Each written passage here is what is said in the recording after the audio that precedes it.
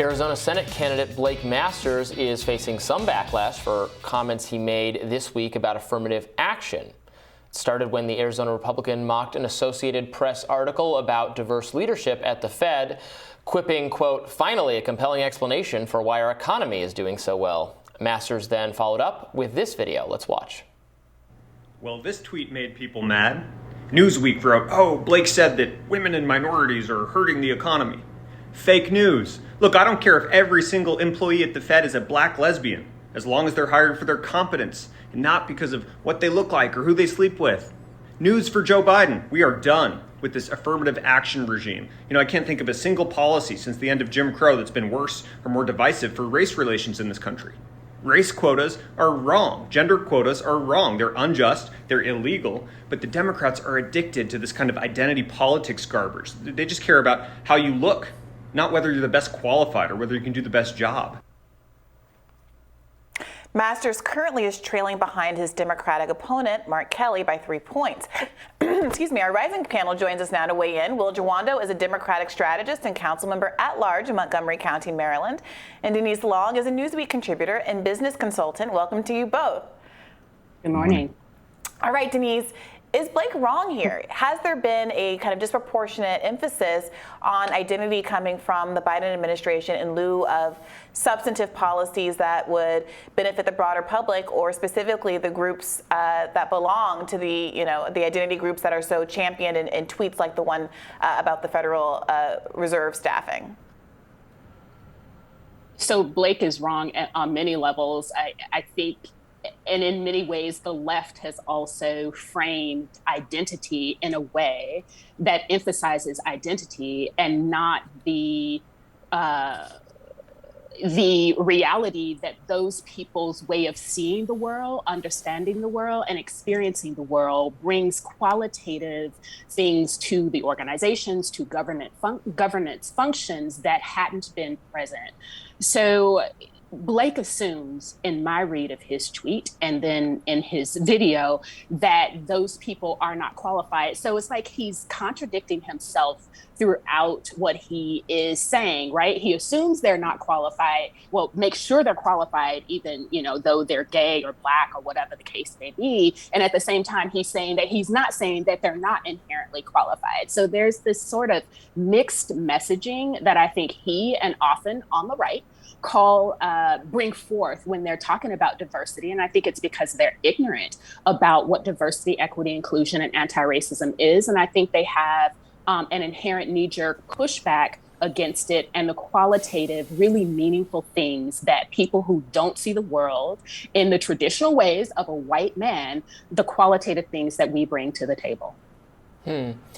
Well, so I agree with you that, he was being a little hyperbolic on how he was framing this as like the worst, affirmative action, worst policy ever. And that he was, I think it's fine for the Fed to point out, I guess, the diversity of its staff. Although, the point he was trying to make that's not, we need to talk about the policies of the Fed, not, the identities of the people who work there, is one I take. What did you think about this, Will?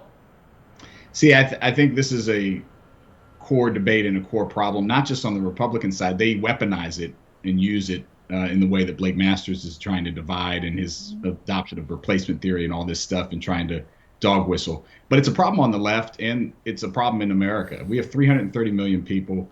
We're on our way to being majority people of color, obviously half women or slightly more. It's not only qualitative. I agree with my colleague. It's quantitative.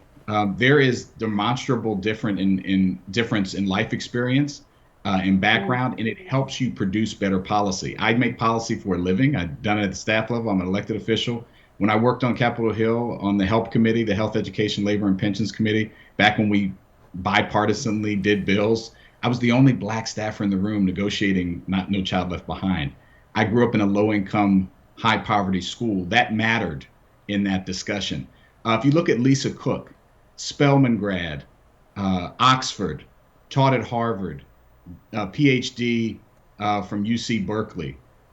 Don't tell me she's not qualified. This is not about putting people who are not qualified in place. It's about counteracting a legalized system of separation and discrimination, which Jim Crow was, which was preceded by 12 and a half generations of forced chattel slavery, to deny people opportunity. So you have to correct against that. And affirmative action has actually mostly benefited white women, so it's another joke about this. But we have to do. In what way? What do you mean by that? Well, there's a lot of studies that have been shown. I can see people are chomping at the bit that it was designed by Nixon. It was prominently put forward to help white women in the workplace, which isn't a bad thing because women have been discriminated against.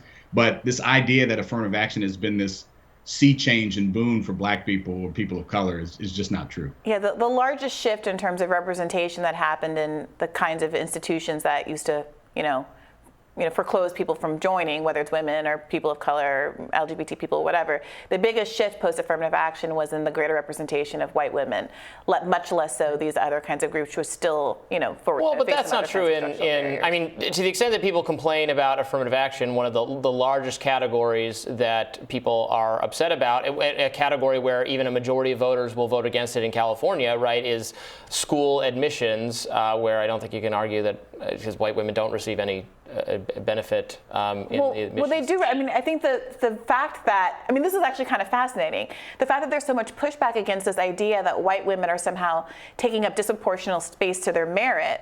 The thought is, there are about 50% of white people in school. That's how it should be. That's obvious. They're not disproportionate. Well, that's exactly what people of color are saying about our existence in these spaces. However, when there's a tweet that simply announces, there's representation at the Fed, there's this presumption that, they must be not qualified. There's this implication that they're not qualified. When we're talking about white women, it seems as natural as the air that we breathe that half the white people in any institution should be women without any questioning of whether or not there was some not a quota system, but some attention being paid to the demographic diversity in a gender context, which absolutely But I think we're saying, and Masters is saying we shouldn't pay attention to that. It doesn't matter if it's all women staffed but it does matter. It does matter. That's the point.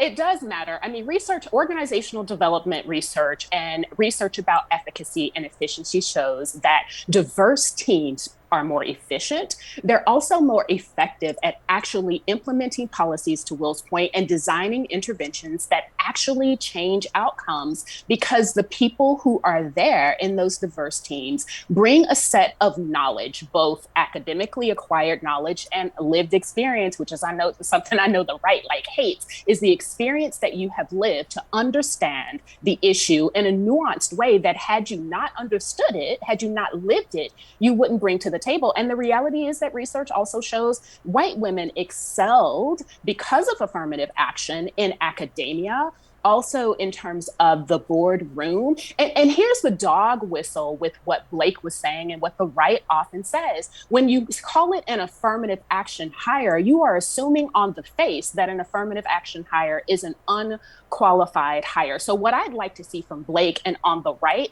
is how do we undo the inequities that have happened, the ways in which people have been pushed out of learning, the ways that education is more likely in many environments to expel and incarcerate Black men and increasingly Black boys, let me say, and increasingly Black girls from pre-K. Those things have an impact on a child's development, and to ignore race as a factor in how people grow, develop, and their career trajectory is just wrong. And I think it's incompetent for any leader or aspirational leader to actually say that race doesn't matter. It matters because it affects how people grow and develop and the outcomes that they have in life. So Blake needs to focus on how to apply his Republican/conservative principles to addressing these realities of life and to stop stoking people's fear and anxiety, because there are real issues that are affecting Americans. And with this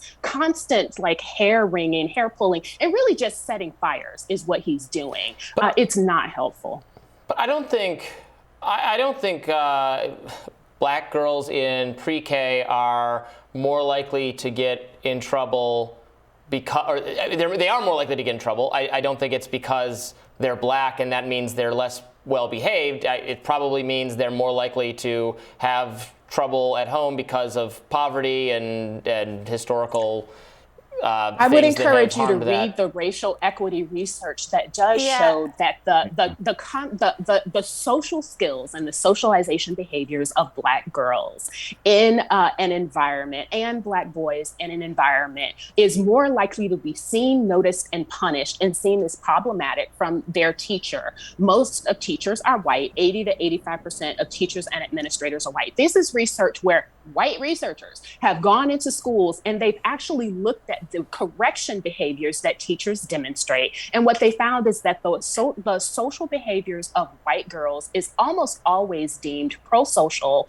and desirable, even when the teacher asks a white girl to stop talking. If the white girl says, well, I wasn't really talking, and argues with the teacher, the white child is still less likely to be sent to the office for talking back, to be disciplined for some of these very arbitrary disrespect, for example.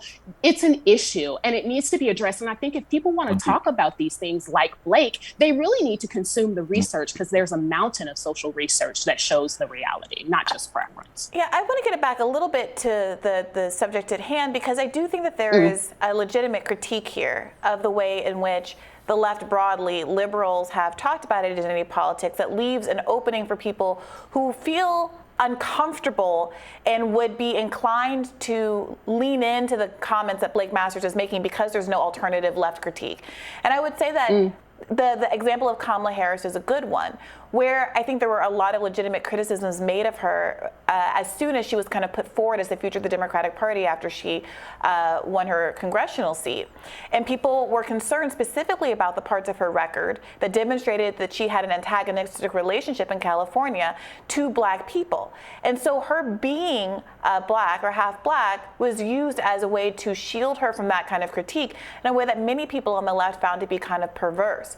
And I wonder, Will, have you thought about that at all, and how to disentangle what might be a left critique of identity politics being used as an overly broad brush, pretending that every Black person has the same exact experience, especially these affluent Black people like Kamala Harris, whose life experiences don't really track the majority of Black people. You know, is it legitimate to start to tease that apart and to try to start to critique how we implement these diversity programs in ways that don't always attend to class and some other factors of diversity that matter as well?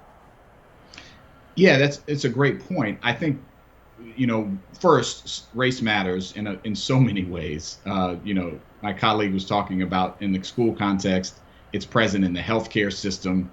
All the studies showing that African Americans were seen to be able to withstand more pain by doctors, were lying about what they were feeling.